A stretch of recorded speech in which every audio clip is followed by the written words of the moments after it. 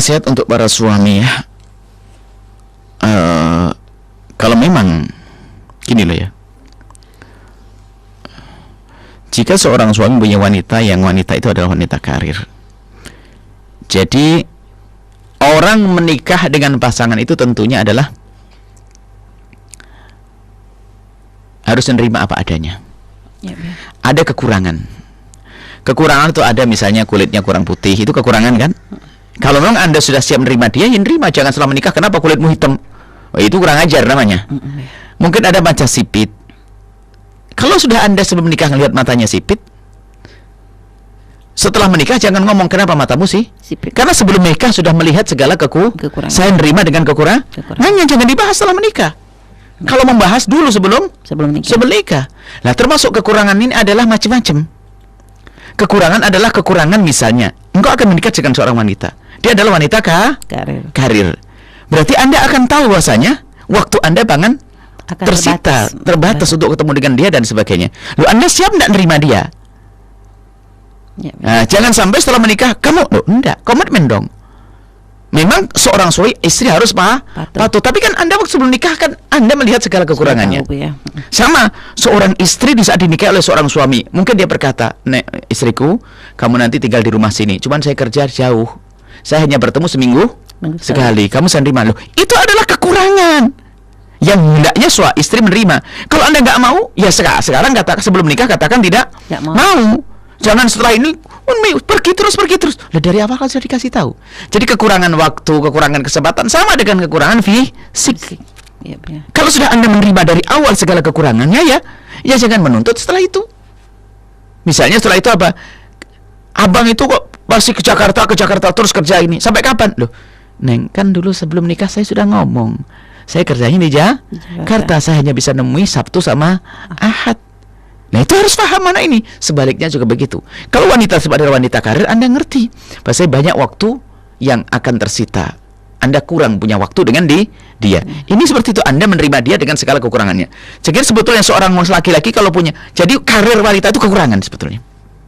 Hei para wanita, pahami makna ini. Kalau wanita karir itu sebenarnya kekurangan bagi seorang suami. Kenapa? Pengabdian kepada suami adalah kurang. Maka suami harus sabar, seleh, memaafkan. Jadi kekurangan karena apa? Di saat suami menghendaki, dia harus pergi meeting, harus kerja.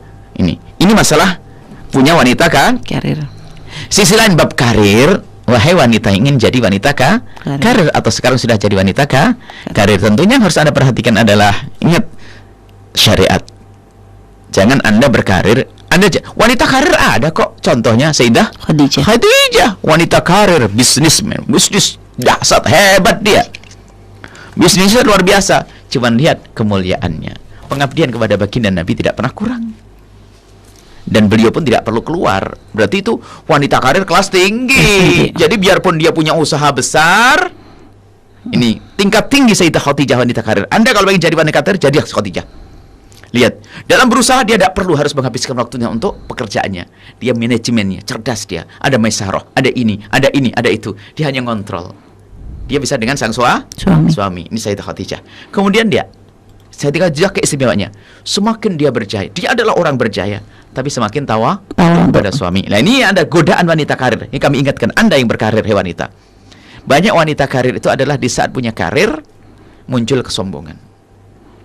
Sehingga kalau punya masalah dikit-dikit minta cerai dan sebagainya. Lihat, banyak wanita-wanita diuji oleh Allah dengan karir, dia mudah untuk minta cerai.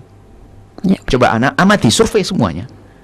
Wanita yang diberi kelebihan kalau tidak ditumpangi dengan ketawaduan, di saat punya masalah dengan suami. Masalah itu selalu ada loh ya dalam rumah tangga. Nabi banyak kisah masalah dengan Siti Aisyah. Rumah tangga siapapun punya masalah. Cuman masalah dalam rumah tangga itu sebenarnya ada garam kehidupan agar semakin indah setelah itu. Memperbaharui agar kayak bulan madu lagi. Cuman ada seorang wanita punya masalah sedikit karena dia merasa punya uang, mampu. Ya, cerai saja saya bisa kok. Lihat, banyak wanita yang menjanda karena karirnya, karena kelebihannya, karena apa? Dikuasai kesombongan. Padahal kalau punya permasalahan diselesaikan bersama. Ini sisi masalah karir. Boleh wanita berkarir, tapi jangan melanggar hak suami. Kepada Allah jangan melanggar. Anda boleh menjadi Sayyidah Khadijah. Lihat 2 poin kelebihan dari Sayyidah Khadijah. Apa itu? Manajemennya handal. Dia wanita karir akan tapi tidak handal, tidak perlu sibuk, dia harus keluar, nggak perlu pergi ke Syam, nggak perlu ke mana, tapi dari rumah di manage hebat. Yang kedua, kelebihan Siti Khadijah apa? Tawadhu. Dia adalah di hadapan baginda Nabi. Jangan mentang-mentang sudah bisa beli mobil sendiri seenaknya. Kadang-kadang kalau sudah mulai berani tolak pinggang, sama suaminya. Ini sudah nasib buruk itu wanita karir. Tapi wanita karir itu ada banyak pada zaman Nabi, ada kisah-kisah wanita karir. Allah alam bisawab. Baik, Bu ya. Tapi kalau seandainya, Bu ya, suami dari awal yang calon suami ini, Bu ya, seorang laki-laki sudah tahu dengan komitmen sebelum menikah. Tapi cuma nanti giliran menikah langsung membuat suatu keputusan yang berbeda. Itu sikap istri gimana, Bu ya? Nah, karena dia contoh misalnya ya tadi urusan karir, Bu ya. Sebelum nikah sih sudah dijelaskan saya karir gini dan karena mungkin dia sebagai tulang punggung keluarga atau apa, katanya oke, tapi giliran sudah menikah suami menuntut istri untuk tidak seperti itu tuh apa harus dipatuhi, Bu ya? Jika memang sebelum pernikahan ada kesepakatan, Bu ya, maka itu menjadi hak sang istri untuk minta cerai dalam gitu, segalanya. Kalau ada kesepakatan dan kesepakatan syar'i loh ya. Iya, Bu. Nah, kesempatannya syar'i. Misalnya ada seorang wanita mau menikah dengan seorang laki-laki. Cuman dia punya seorang ibu. Contoh saja gambarannya. Ibunya perlu dibantu oleh dia. Lalu dia berkata, aku mau menikah denganmu, tapi tolong izinkan saya harus dengan ibu saya selamanya. Karena apa? Ibu saya nggak ada nemani. Setelah menikah kok suaminya nuntut untuk keluar. Maka dia boleh minta cerai karena sesuai dengan kesepakatan. Karena kalau seandainya suami nggak menyetujui, ya jangan menikah. Karena istrinya wanita itu pengen berkhidmat pada ibundanya. Itu kalau sesuai dengan komitmen maka sah, tidak dosa wanita minta cerai. Iya, kalau tadi sama untuk urusan bisnis juga, Bu. Sama yang lainnya, karena kan sudah lihat seorang wanita tulang punggung dalam rumah tangganya, ya kan? Ya, sementara ada adik yang harus sekolah, ada ini dan sebagainya. Dan dia juga tidak mau membebani sang suami. Suami boleh menarik dia, tapi kebutuhannya dipenuhi dong. Kan gitu dong. Kalau tidak ya, seorang istri berhak minta cerai karena apa? Tidak sesuai dengan komitmen pertamanya.